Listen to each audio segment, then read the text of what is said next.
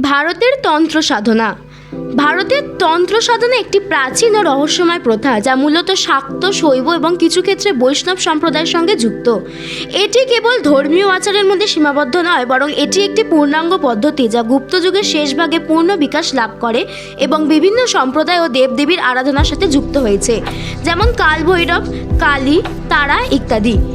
তন্ত্র সাধনা বিভিন্ন প্রকারের হতে পারে, যেমন দিব্যচক্র বা তত্ত্বচক্র এবং ভৈরবী চক্র বা শ্রীচক্র।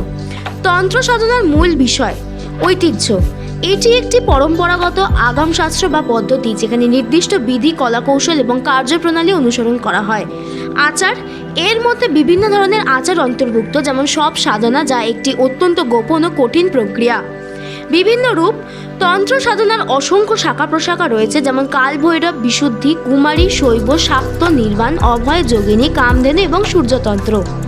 মহাবিদ্যা, এটি 10টি হিন্দুতান্ত্রিক দেবীর একটি দল, যার মধ্যে রয়েছেন কালী, তারা, ত্রিপুরা সুন্দরী, ভুবনেশ্বরী, ভৈরবী, ছিন্নমস্তা, ধূম্রাবতী, বগলামুখী, মাতঙ্গী ও চক্রানুষ্ঠান।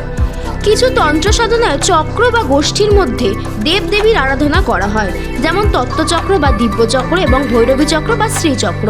প্রভাব, তন্ত্র সাধনা ভারতের বিভিন্ন স্থানে, বিশেষত দক্ষিণ ভারতের মন্দিরের আচারেরও প্রভাব ফেলেছে এবং এটি বিভিন্ন সাহিত্য উল্লেখিত রয়েছে। Target news, Kolkata.